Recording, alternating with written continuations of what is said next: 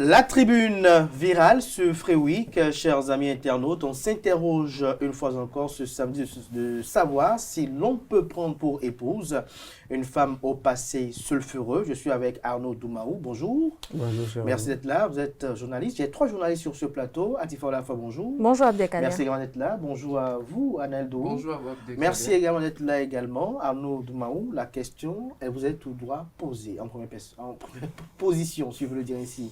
Est-ce que vous allez prendre pour épouse une femme au passé sulfureux? Je dirais d'abord que ça commence une histoire et que ça dépendra du présent de cette femme-là parce que c'est pas parce que par le passé elle a connu une certaine vie, comme certains diront une vie antérieure, que forcément elle n'est pas une meilleure femme. Parce que c'est parfois elle dépend de ce que chacun a vécu, de ce que la vie lui offre, des conditions dans lesquelles la personne a vécu. Et on n'a pas toujours tous les éléments pour en apprécier. C'est pour ça que parfois, on se contente du présent. Aujourd'hui, l'aujourd'hui de la personne. Parce que cette femme-là, aujourd'hui, est-ce qu'elle présente un caractère quand même digne de rester dans un ménage? Parce que rester dans un foyer, déjà pour la femme qui n'a pas un passé sulfureux, ce n'est pas une mince affaire. Ce n'est pas parce qu'on a reçu une très bonne éducation, parce qu'on est resté peut-être très catholique, forcément qu'on a les capacités, les aptitudes pour pouvoir rester dans un foyer. Ce n'est pas forcément le cas. Donc je pense que le tout dépend de l'aujourd'hui de cette personne. De l'aujourd'hui de cette personne. D'où est-ce que vous allez prendre pour épouse une femme, par exemple, qui a fait de la prostitution, ou bien une femme, par exemple, qui a battu son mari, ou peut-être une femme qui est très mal polie et qui peut-être a eu à insulter, injurer, avoir de mauvaises manies à l'endroit peut-être d'une belle famille par le passé? Pas forcément, parce que déjà, tout va du type de passé. C'est quel passé? Vous avez parlé de beaucoup de cas. La prostitution ne sera pas traitée de la même façon qu'une femme qui a peut-être insulté sa belle famille. On ne savait pas dans quelles Et celle qui a conditions. tapé son mari? Bon, ça ne sera pas Fois, traité également mais qui a tapé son petit ami? de la même façon. Quand on parle de passé sulfureux, moi je pense peut-être à la vie que cette femme a menée, pas forcément taper quelqu'un ou manquer de respect à quelqu'un. Par exemple, quand on prend le cas de la prostitution. Il y a des femmes, par exemple, qui ont pour habitude de taper les hommes. Une femme qui, dans le passé, se prostituait d'une certaine façon, moi, je ne pourrais pas la prendre au foyer aujourd'hui parce que je trouve que à un moment ou à un autre, le passé influence toujours notre présent. Le passé, si le passé doit influencer le présent que je bâtis avec elle, c'est que ma vie aussi va devenir un peu du n'importe quoi à un moment donné où je vais devoir régler des comptes dans son passé, des comptes qui vont peut-être la rattraper. D'où, selon vous, le passé peut vous perturber par moment. Voilà, voulant une vie un peu tranquille, pas une vie pas très agitée, je vais préférer ne pas prendre une femme qui n'a pas ce genre de passé, un passé assez douteux, un passé où elle a commis beaucoup d'impairs. Je préfère éviter cela. Vous préférez éviter cela. Est-ce que pour vous, en continuité avec ce qui a été dit le samedi dernier, est-ce que pour vous, le passé doit être pris en considération dans le choix d'une épouse? Non, pas du tout. Pour moi, le passé ne doit pas être pris en compte parce que ce qui est passé, c'est passé. L'essentiel, c'est de prendre en compte le présent et le futur que vous aspirez créer avec cette personne-là. Vous savez, tout le monde fait des erreurs, hein, tout le monde fait des fautes et comme on le dit si bien, celui qui n'a jamais péché, qui jette la première pierre. C'est vrai qu'il y a des passés qu'on ne pourra pas forcément comprendre de la même manière dans plein de cas comme vous l'avez eu à citer tout à l'heure. Mais je pense que le plus important, c'est d'avoir déjà affaire à une personne qui se rend compte de ses erreurs, de ses fautes et qui décide d'outrepasser cela et de se dire oui, j'ai commis des fautes, oui, j'ai peut-être fait des choses pas forcément très catholiques, mais aujourd'hui, je décide de changer, aujourd'hui, je décide d'être une meilleure version de moi-même. Et donc, ne serait-ce que pour ça, on peut décider de prendre une femme dans le passé sulfureux comme épouse. Et vous le savez, hein, le mariage ou la vie de foyer n'a pas forcément des critères qu'on impose ou quelque chose qui est écrit quelque part pour dire il faut tel critère avant de devenir femme au foyer. La vie ou la vie maritale, la vie en foyer, c'est quelque chose, c'est un éternel apprentissage. Et donc, ne serait-ce que pour ça, une femme dont le passé est sulfureux ou pas, comme l'a dit même Arnaud Doumao tout à l'heure, on n'est pas toujours à l'abri. Donc, autant vous acceptez cela, vous décidez de continuer avec cette personne. Et je pense qu'avec la communication et l'amour qu'on éprouve pour cette personne-là, on peut arriver à surpasser ça. Alors, tout à l'heure, vous avez dit qu'il faut tenir compte de l'actuel, du présent, de la femme. C'est bien ça. Pourquoi, pour vous, vous ne pensez pas que le passé doit compter? Et dites-nous également dans votre argumentaire actuel, pour vous, que représente le passé de quelqu'un dans la détermination de son présent et futur? Bon, de mon point de vue, vous savez que même si ce n'est pas la femme, l'homme tout court, on a toujours besoin d'une seconde chance. Vous savez, parfois, il y a des femmes, par exemple, peut-être qu'au départ, elle avait un certain comportement. Après, elle s'est mariée peut-être à un homme, et puis ça s'est très mal passé, et elle a décidé de partir.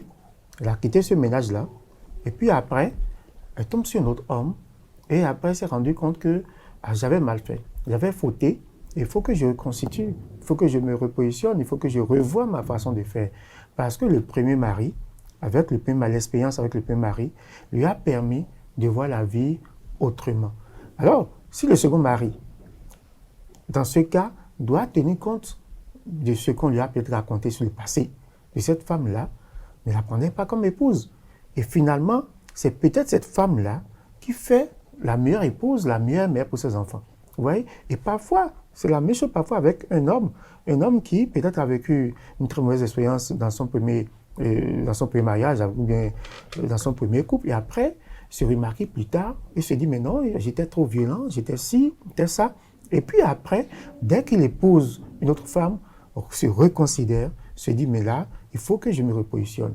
C'est vrai que généralement, dans notre société, on ne voit pas directement les caprices de l'homme, qui, généralement, il faut dire, dépassent même les caprices de la femme. Mais si nous sommes dans le cas de la femme, parce que la question peut se retourner également dans le sens de l'homme, le cas de la femme, on considère généralement que, la société considère que la femme, c'est un bien précieux. On veut la chérir, on veut la protéger, et on considère que c'est l'épouse, c'est la mère des enfants. Et donc, on estime parfois que, à tort, sans doute, que de l'éducation qu'elle aurait reçue, de la vie qu'elle aurait menée, tout ça, cela peut dépendre sur l'éducation qu'elle aura à donner à ses enfants. Ce qui n'est pas foncièrement faux. Mais dans le réel, la nature humaine changeant, l'homme étant un être dynamique, variable, plusieurs effets, plusieurs contextes peuvent faire qu'un individu peut passer d'une vie à une autre. C'est pourquoi généralement on dit que lorsqu'on prend par exemple un enfant qu'on jette dans la brousse, l'enfant va garder le langage des animaux. Mais mettez cet enfant-là dans le milieu des hommes, cet enfant va parler. Mais vous voyez, c'est totalement différent, juste parce qu'il est resté. Et parfois, lorsque vous restez peut-être un enfant qui reste dans un milieu où on vole suffisamment, le vol c'est la chose la mieux partagée, cet enfant-là ne va pas devenir volé après, dans cette famille-là, et après on va se plaindre. C'est pourquoi on dit, dans cette famille-là, attention, ce sont des voleurs, parce que l'enfant a grandi dans un environnement peut-être de violence, de maltraitance, de vol, de ci, de ça. Mais après, l'homme est le produit de la société. Après, la société ne regarde pas d'où l'enfant vient, va le condamner. Est-ce que cet enfant-là, de votre point de vue, ne mérite pas qu'on lui offre une seconde chance, qu'on l'écoute et que peut-être on dise, mais voilà, tu as vécu dans tel environnement, mais aujourd'hui, tu es dans un autre environnement. Et cette question se rapporte souvent, par exemple, à la question des religieux. Lorsqu'un jeune homme qui a la vocation, qui a grandi dans le quartier à Djonké, les gens de Djonké m'en excusent, on estime qu'à une certaine époque, Djonké était quand même Djonké, que ce garçon qui a grandi dans cet environnement-là, et un autre qui a grandi peut-être dans le village universitaire, juste à Zobadje, ces deux enfants qui ont la vocation pour aller au séminaire, pour devenir prêtre, ces deux enfants n'ont pas grandi dans le même milieu, mais pourtant le Seigneur les a choisis. Et lorsqu'ils se retrouvent après au séminaire, Ce que le jeune qui a grandi dans le quartier au milieu estudiantin considère comme grave, le jeune homme qui a grandi à Djonké ne le considère pas de la même manière. Pourtant, ils ont grandi dans des milieux différents. Je partage ces petites histoires-là juste pour dire que ça serait extrêmement difficile de juste tenir compte du passé de quelqu'un et de trancher. Et de condamner, de dire à partir du moment où, comme nous le disons souvent parfois dans notre société, à tort et à travers, on dit mais non, toi tu es voleur, à toi dire, à gardien, comme si il y a quelqu'un qui, avant de venir dans ce monde, s'est prédestiné que toi, en venant dans ce monde, tu dois être une prostituée jusqu'à la fin de ta vie. Ce n'est pas faux, ce n'est pas vrai de mon point de vue. Il faut que, c'est difficile, je suis d'accord, mais il faut que nous ayons souvent la capacité d'offrir une seconde chance aux gens. Autrement, personne ne nous offrira une seconde chance. Personne. Et c'est le même schéma pour la femme. C'est pourquoi nous demandons souvent à la femme qui a connu une certaine période pour dire, mais ce n'est pas une fin en soi. Et les jeunes filles aujourd'hui qui pensent que la prostitution, c'est la meilleure option, qu'on leur dise de faire attention. Parce que, est-ce la seule solution? Ça peut rattraper demain. Ça peut rattraper demain. Donc, on peut donner des conseils dans ce sens, mais pour quelqu'un qui déjà veut faire un choix par rapport à une femme, je pense que ce n'est pas forcément ce passé-là qui compte. Alors, Alain Dohou, vous savez, Arnaud Domaou a quand même recentré le débat par rapport à son épicentre même sur le caractère d'offrir une seconde chance à quelqu'un dont le passé a été sulfureux. Est-ce que pour vous, on doit accorder une seconde chance à tout le monde? C'est vrai, on peut accorder une seconde chance à tout le monde. Mais dès que... Non, est-ce qu'on doit l'accorder à tout le monde? On doit l'accorder à tout le monde. Pourquoi? Mais dès que cette seconde chance devient vitale pour vous-même, cette seconde chance est liée peut-être à votre intégrité en tant qu'homme, il faudrait ne pas l'accorder. Donc on ne doit pas l'accorder à tout le monde. Bien. Parce que quand je veux prendre une femme et que je dois accorder une seconde chance, je peux accorder une seconde chance pour des choses que je peux réparer au cas où mon jugement ne s'avérait pas tel que c'est-à-dire je crois en cette personne, je me dis bon, elle a peut-être changé et je lui accorde une seconde chance et que cette personne ne remplissait peut-être pas les conditions, cette personne me déçoit à nouveau, la seconde chance c'est que je l'accorde dans des conditions où je peux réparer cela. Mais quand il s'agit d'une vie, quand il s'agit de bâtir un foyer ensemble, quelque chose qui doit durer, qui va peut-être découler sur ma propre vie.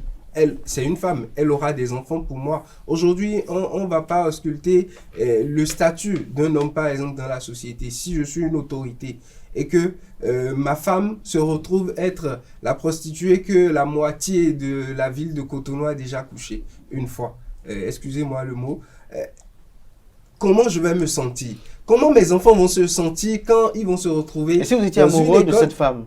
C'est l'amour, déjà avant que ça n'arrive, l'amour, je pense que l'amour regardera ses critères avant d'arriver. D'où l'amour ne sera pas vraiment véritable si c'est ce cas-là. Parce que je pense à l'avenir quand je veux fonder un foyer. Je pense à mes enfants quand je veux fonder un foyer. Si mes enfants se retrouvaient à l'école dans un milieu donné un jour, est-ce qu'on ne leur dira pas votre mère était si? Est-ce qu'ils seront fiers de cela? Donc quand je pense à cela, je me dis, il faudrait éviter cette humiliation à mes enfants en faisant un bon choix. D'où je les préserve de cela. Je ne donne pas cette seconde chance. Je peux devenir ami avec elle, mais pas l'épouser pour fonder une vie avec elle parce que je trouve que ça va amener à de l'humiliation après, pour moi peut-être, ou bien pour des enfants qui n'ont rien demandé, ou peut-être elle va retomber dans ces vices-là et ma vie en dépendra peut-être. En dépendra peut-être. Atifa, à la fin, vous avez suivi tout à l'heure à côté de vous, Arnaud Domaou qui parle de seconde chance. Je crois que vous en avez parlé un peu en filigrane tout à l'heure. Mais pour vous, dans quel cas conseillerez-vous à un frère, à un ami, d'accorder une seconde chance à une femme dont il est tombé amoureuse, mais dont le passé a été sulfureux, dont le passé a été indigne? Alors, Là, tout de suite, je ne pourrais citer des cas précis, mais je dirais que lorsque c'est quelqu'un quelqu'un en qui vous avez un grand attachement, quelqu'un qui vous tient beaucoup à cœur et que vous aimez profondément, avec qui vous aspirez à partager le restant de votre vie, je pense que cette personne-là, ne serait-ce que pour cette posture, cette personne mérite une deuxième chance. Vous savez, tout dépend des relations que vous entretenez avec cette personne-là. Il y a des personnes qui, leur présence ou la collaboration que vous avez avec ces personnes-là est très importante pour votre évolution ou votre vie.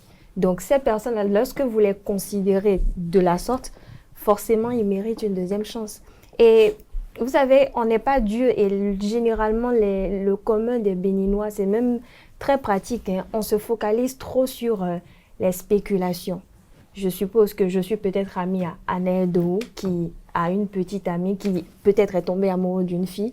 Ne serait-ce que ma position d'amie à Anaël, juste un mauvais commentaire ou un jugement déplacé déteint sur la nature des relations que Anaël peut avoir avec cette jeune fille. On a des personnes, juste ne serait-ce qu'entendre un jugement ou une impression que cette personne-là a de telle personne, tout de suite, vous tranchez sur cette personne-là, alors que ça ne devait même pas avoir lieu. Est-ce que c'est pas dû au fait que peut-être, soit ce jugement-là a été fait d'une personne dont l'opinion est peut-être irréprochable? Certes, mais ce n'est pas toujours justifié parce que... Il a été manipulé par inadvertance peut-être. Peut-être, mais vous savez, on juge trop vite entre nous. On juge trop vite, on se dit que tant que vous n'êtes pas dans la même situation, vous n'avez pas passé ces expériences-là, vous vous dites, bon, moi je suis sain, c'est quelque chose que je ne pourrais jamais faire ou je ne pourrais jamais, je ne sais pas, que je ne pourrais jamais, qui pourra jamais m'arriver, alors que tant que vous n'êtes pas dans cette situation, vous ne pouvez jamais juger comment vous-même en tant qu'être humain, en tant que personne, vous pouvez gérer cette situation. Vous savez, on peut avoir un passé sulfureux et être peut-être demain quelqu'un de correct, de très catholique. C'est pour ça que je disais tout à l'heure, tant que la personne a déjà conscience de ses erreurs et se dit « Ah oui, j'ai commis des fautes, j'ai envie d'être une meilleure version de moi, mais je ne veux plus être cette fille qu'on traitait de tous les noms. Je ne veux plus être cette fille qui était facile. Je ne veux plus être cette fille que tout le monde critiquait, qui portait une mauvaise réputation. Aujourd'hui, je décide d'être une meilleure personne, d'être celle qui sera un bon exemple pour la société. » Donc, je ne vois pas pourquoi on pourra prendre en compte son passé. Le passé, c'est déjà passé. L'importance ou l'essentiel, c'est ce que cette personne est aujourd'hui. Et on peut avoir un mauvais passé ou ne pas avoir fait de bons choix par le passé, mais que dans la vie de la vie maritale ou quand vous devenez une femme au foyer, même un homme au foyer, la personne qui vous côtoie ou qui vous fréquente voit que vous avez totalement changé, vous êtes une autre personne parce qu'on peut être une mauvaise femme et être une bonne mère au foyer. On peut être une mauvaise mère et être une bonne femme. Tout dépend. Tout dépend, Anno de Mao. On dit le passé passe, le présent est, le futur le sera. Et il y a une antinomie que l'on constate parfois. C'est vrai, on dit souvent vouloir c'est pouvoir. Mais il y a de ces personnes qui parfois n'arrivent pas à affronter les démons de l'impossibilité. C'est-à-dire qu'il veut peut-être, ou elle veut peut-être quitter ce monde-là, mais il y a des pathologies comportementales qui l'empêchent. Et donc, les habitudes, comme on le dit souvent, ont la peau dure. Dans ce cas de figure, que fait-on? Oui, justement, parce que la personne peut avoir la volonté de dire, évidemment, tiens, bon, j'ai été prostituée, je ne veux plus, tiens, peut-être j'ai eu à poser tel acte par le passé, mais je ne veux plus. Mais il se fait que peut-être cela est inné à sa personnalité, pas à son personnage. Je dirais d'abord que si on peut d'abord s'entendre sur le fait qu'on peut accorder une seconde chance. Vous devez accorder une seconde chance. À tout le monde. Vous devez être le titulaire des secondes chances. Non, pas forcément. Mais si on s'entend d'abord sur ce préalable-là, qu'on peut accorder une seconde chance à tout le monde, on peut maintenant voir ces cas de figure dont vous parlez. Donc pour vous, les secondes chances peuvent être accordées à tout le monde, pour vous? À tout le monde. Tout le monde. Dans la vie, je considère... Sans exception, selon de mon point de vue, dans la vie, homme ou femme, je considère que chacun doit avoir droit à une seconde chance. Parce qu'on n'est pas Dieu. Parce qu'on ne sait pas ce que chacun a vécu. On ne sait pas dans quel environnement chacun a vécu. Parce que l'homme est le produit de la société. De son environnement? Oui, de ce qu'il a côtoyé. Je ne donne pas, je n'excuse pas. je ne justifie pas. Parce que si le thème, c'est de donner des conseils aux jeunes filles d'aujourd'hui, on leur dira que faire pour ne pas tomber dans ce genre de passé. Mais là, nous sommes en train de dire une situation de quelqu'un qui a déjà un tel passé, est-ce qu'il faut que la vie lui accorde une seconde chance? Et c'est pour ça que je disais tantôt, d'abord de mon point de vue, on doit pouvoir se dire, chaque homme mérite, de mon point de vue, qu'on lui accorde une seconde chance. Parce que l'homme est le produit de la société. Mais au-delà de cela, prenons par exemple, même les histoires de couple. Le dossier, l'affaire Balthazar, c'est des femmes correctes, de milieux corrects, des parents riches, de tout là, d'un certain niveau, de certaine classe. Ils sont distraits. Vous avez vu ce que ça a donné. Juste en prenant une caméra. Vous avez vu. Et ça se passe également dans notre société. Chez nous, combien de femmes au foyer ne se divertissent pas de la sorte, ne se prostituent pas? Est-ce que déjà dans ce cas même, quand on prend même ce cas, un homme, si je suis époux d'une de ces femmes, et cette situation se produit, professionnellement, ça me ruine totalement parce que ma femme étant concernée, si j'ai un postal international ou tout, professionnellement, ça ruine ma carrière. Je reviens à la rue, je suis à la maison. À ce niveau, tout dépend de ce qui vous unit à cette femme-là. À cette femme, par exemple. Tout dépend de ce qui vous unit à cette femme-là. Parce que là, le passé compte toujours. Est-ce qu'une femme du genre, est-ce qu'il faut lui accorder une seconde chance? Oui, là je parle d'abord du critère. Le critère qui t'a permis de prendre cette femme.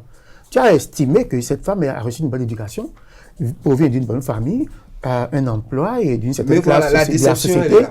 Mais voilà ce que cette femme a produit comme résultat. Je ne vais pas encore parler de l'après, de comment ça va être géré.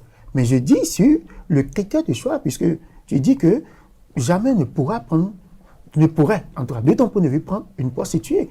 Mais au finish, tu as pris une femme de bonne éducation, de bonne famille, comme épouse, et ça produit cela comme résultat.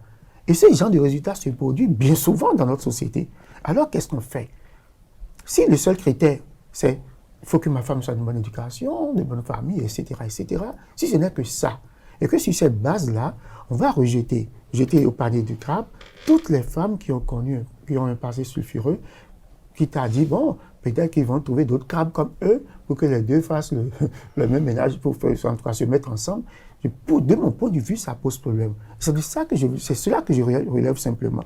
Maintenant, quant à ce que disait Kader tout à l'heure, pour dire que la femme qui peut être poursuivie par ses démons, et là, je dirais, c'est des questions. Si je fais le choix, par exemple... Lorsque vous, par exemple, vous accordez la seconde chance à une autre seconde chance qui avait été accordée par le passé. Non, mais moi, je prends le choix, par exemple, d'épouser une femme qui a été prostituée par le passé. Il faut que je puisse l'accompagner. C'est aussi cela l'amour.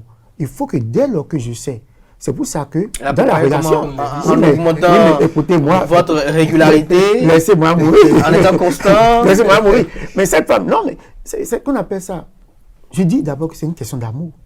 Oui, et c'est pour ça que dans la base de relation, à la base, il faut qu'on se confie, qu'on s'ouvre quelque part de son histoire. Si ce n'est pas de son histoire, je prends par exemple, tu as un poste à l'international, tu n'es pas présent, tu es souvent entre deux avions, et c'est toi qui épouses une femme qui a un passé où elle a eu un certain rythme d'activité sexuelle. Je crois que ça va être, la gestion va être difficile. Donc je ne dis pas, c'est pourquoi je dis, cette femme mérite de mon point de vue une seconde chance, mais toi qui n'es pas disponible. Parce que vous savez une seconde chance en adaptation avec soi. Vous savez que, oui, avec les réalités, soyons réalistes. Oui. Je suppose par exemple ces femmes-là, par exemple, où dans l'histoire des Balthazar, on a trouvé qu'il y a des hommes qui n'avaient pas du tout de la disponibilité pour leur épouse. D'ailleurs, pour un couple, il faut être disponible. Mais dans ce cas, par exemple... Il y avait quelqu'un qui était disponible, lui. Dans ce cas particulier, quelqu'un était disponible. qui a essayé de combler les vides. Dans ce cas particulier, où tu as écouté l'histoire de la femme, tu décides de la prendre comme épouse, connaissant son passé de prostituée, alors que tu n'es pas disponible. Comment est-ce que cette femme, dans la dynamique de couple, c'est le couple, dans cette dynamique-là, on ne peut pas être parfait dans le couple. Même si ce n'est pas un tel passé, chacun s'est dans le couple. Chacun ses caprices. L'homme n'est pas parfait, la femme n'est pas parfaite. Donc, ça veut dire que un couple, c'est toute une histoire. Je dis souvent que c'est une entreprise, un foyer. C'est une entreprise. C'est une entreprise. Donc, je pense qu'il faut que tu, en voulant faire dans le choix, Si tu n'es pas disponible, tu ne peux pas dire, moi, je vais accorder une seconde chance à cette femme-là, quitte après à venir dire que non, que ce sont ces vieux démons qui l'ont poursuivi. Aucun démon l'a poursuivi. C'est parce que quand vous êtes entendu, tu n'as pas respecté, tu n'as pas pu l'accompagner dans cette dynamique-là. Donc, je crois que sur la base, de mon point de vue, on Pour doit Arnaud pouvoir... Dohou, il faut Anaël accorder- Dohou, pas Arnaud Dohou, c'est Arnaud Doumaou Non. et Anaël De mon Dohou, point voilà. de vue, c'est que chaque personne a droit à une seconde chance. Maintenant, dans le cas, selon les Dans cas, la seconde chance, il faut l'adapter à soi. oui, il faut se Voilà. mettre dans la Mais relation. Anaël Dohou n'est pas vraiment- Si on aime vraiment, Pour si on moi- n'aime pas, pour c'est moi, autre chose. Il y a des erreurs qui Inadmissible, sont inadmissibles. inconcevable. Inconcevable, effectivement. Il y a des erreurs qu'on ne concède pas. Ça me sera difficile de prendre une femme où, quand je regarde dans son passé, cette femme a trompé son ancien mari avec son frère, par exemple. Quand j'entends ça et que je dois lui accorder une seconde chance en la prenant comme femme, je suis un peu irrité. D'où, avant même d'accorder cette seconde chance, je pense qu'il faut vraiment ausculter le passé pour voir si, est-ce que ce passé-là, si ça nous arrivait, est-ce qu'on pourra supporter? Parce que, en toute éventualité, avant d'accorder une seconde chance à une personne, c'est qu'il faut se dire, et si cette personne refaisait la même chose? Et si cette personne faisait encore ce qui a été du passé, est-ce que je peux supporter? Si je ne peux pas supporter de la tromperie, je ne vais pas prendre une femme qui a déjà trompé pour limiter les dégâts. Quand on prend On parle de seconde chance, comme Arnaud et quand Atifa on le prend une disent. femme, vous avez dit tout à l'heure, quand on prend une femme, qu'on suppose qu'elle a reçu une bonne éducation et tout, elle nous donne la déception juste après. Et je pense qu'en l'apprenant, en faisant attention à l'éducation et tout, c'est pour ne pas que cette femme tombe dans les travers. Maintenant, si ça arrivait, les conséquences de la vie. Maintenant, si je suis informé de ce qu'elle a déjà fait dans le passé, je regarde si je peux supporter. Si je ne peux pas, c'est que je ne m'aventure pas. Parce que moi, je me dis dans ma tête que toute personne qui a fait une faute une fois peut refaire cette faute. Maintenant, est-ce que je suis capable d'accepter que cette faute soit renouvelée? Si je suis capable de l'accepter, ok, je cours le risque, je prends ce risque. Vous ne connaissez personne dans la vie qui a pu changer après, véritablement. C'est Mais- que toute personne que vous avez vue mal On faire, continue de mal faire, ou bien On- revient toujours... On change, on change. mais On change, oui. mais on change. C'est Des quand même... personnes peuvent changer. Mais le problème est que, est-ce que moi, je suis peut-être capable, ou bien j'ai la Est-ce que vous êtes carapace du... le bon Est-ce que tuteur? j'ai la carapace du pour accepter que Être le tuteur, l'erreur le tuteur du changement, peut c'est se ça? refaire. Est-ce que vous avez été bon, mais- vous avez été bon ah, juste non. là dans votre vie, et si quelqu'un Du tout pas. estime que dans votre vie, vous, Anaël, dans votre vie, vous avez commis tel impair, et que par rapport à ça, que vous référez la même chose, et que si cette base-là, qu'on ne peut pas vous prendre par exemple pour tel poste de responsabilité. Parce que vous avez déposé un dossier dans une entreprise, vous tombez après sur une connaissance qui estime que, mais Anaël, quand je l'avais connu dans telle situation, Il était voilà totalement comment il retard. avait réagi. Mais Anaël, aujourd'hui, si on le met, on l'accepte dans notre entreprise, il peut refaire telle chose. Est-ce que vous serez d'accord après En prenant, que ça- en prenant, mais d'une certaine façon, en faisant attention, c'est que cette personne fait le choix de ne pas me choisir, par exemple. Donc cette personne Vous avez préféré qu'il ne vous choisisse pas. cette personne se protège, je ne vais pas l'en vouloir. Parce que c'est là où il faut donner des conseils aux jeunes en disant tout simplement qu'il y a des erreurs, il faut tout faire pour éviter des erreurs. Parce que tôt ou tard, ces erreurs ont des répercussions sur nous. Peut-être une faute commise aujourd'hui peut m'empêcher d'avoir des avantages professionnels demain. Une faute que je trouve banale moi aujourd'hui peut me faire courir des risques demain de perdre peut-être la vie. D'où les jeunes aujourd'hui, on doit savoir qu'il y a des choses qui ne sont pas acceptables. D'où on doit tout faire pour se coller aux bonnes mœurs, pour essayer d'avoir les bonnes attitudes, d'avoir les bons comportements. Sinon, on risque de se bloquer les portes demain. Parce qu'en disant qu'on peut accorder une seconde chance à tout le monde, ceux qui ambitionnent faire des erreurs peuvent se dire que bon, on va m'accorder une seconde chance. Atifa, à la fin, est-ce que vous pensez, pour conclure, que les gens ils changent véritablement? Il y en a qui changent. Ah bon? Tout le monde ne peut pas changer totalement, mais il y en a qui changent. Il y a des exceptions. Il y a des exceptions. Et vous savez, dans la vie, lorsque vous décidez de vous mettre avec une personne, il faut déjà savoir assumer vos choix. Accepter cette personne-là avec ses défauts et qualités, parfois, les démons du passé peuvent refaire surface, mais je pense que lorsque vous choisissez la bonne personne et que vous voyez en cette personne-là un présent et un avenir ou un futur, il y a forcément quelque chose qui peut vous amener à amener cette personne-là à être la version que vous voulez. Parce que autant que nous sommes, on a forcément une personne, forcément quelqu'un dans notre entourage, que ce soit en amitié comme en amour, qui vous amène à donner, à faire de l'impossible pour pouvoir donner une meilleure version de vous-même. On a toujours cette personne-là qui arrive quand même à faire ce déclic-là et faire en sorte que des choses que vous arrivez à faire, peut-être des erreurs que vous arrivez à faire par le passé, aujourd'hui, vous les laissez définitivement. Est-ce que vous pensez que véritablement les gens changent ou ce sont le changement d'environnement, de circonstances qui nous font l'illusion qu'ils ont changé? Les gens changent, Abdelkader. Arnaud Doumaou? Les gens changent. Les gens changent. Vous savez, En une phrase, puisque c'est la fin. Il y a des gens qui changent. Il y a des gens qui qui changent. Il y a changent. des personnes qui ne changent Qui jamais. ne changent Parfois, jamais. en voulant accepter cela, parfois, c'est nous-mêmes qui changeons sans le savoir et la personne ne change pas. Mais nous, on change. Finalement, on s'adapte à l'erreur de la personne. Pour conclure, Arnaud, un mot? Bon, je vais nous dire aujourd'hui de tenir compte dans nos comportements d'aujourd'hui, de ce que demain pourrait être. De ce que pourrait être. Demain pourrait être. Merci pour cette mais également dire que ce ne serait pas, nous ne sommes que des hommes, nous sommes des humains et personne n'est parfait. Et donc, qu'on doit pouvoir savoir que dans cette vie, quoi qu'en soient les circonstances, chaque homme, chaque créature de Dieu mérite une seconde chance. Anaël, pour conclure?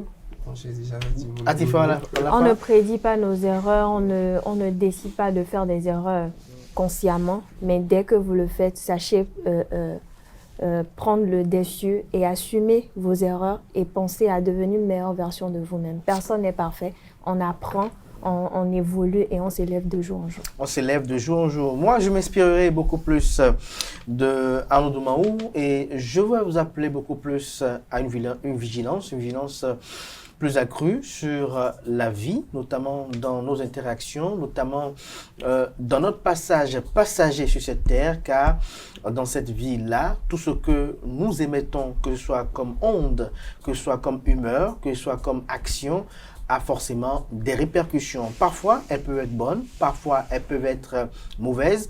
Parfois, elles sont mauvaises, mais c'est la nature qui nous la pardonne parce que nous avons su peut-être équilibrer ces mauvais actes-là avec d'autres intentions pures et saines. Et donc, chers amis internautes, je vous invite davantage à la vigilance, à la prudence, beaucoup plus à la prudence et à la réflexion avant de poser toute action. Parce que, in fine, même si nous on est conscients et on est tous unanimes sur ce plateau que tout le monde commet des erreurs, même si on est tous d'accord que dans cette vie, chacun de nous a la possibilité d'avoir une seconde chance ou d'offrir une seconde chance, il reste et demeure que cette seconde chance peut être accordée en fonction de la moralité, de la morale et de l'éthique de celle qui est censée nous l'accorder et sans occulter également de la perméabilité de cette personne à certains impairs que nous aurons eu à commettre par le passé. C'était la tribune virale de ce samedi qui vous invite davantage à pardonner, notamment les uns les autres qui ont commis des erreurs, des fautes dans le passé et dont elles sont conscientes.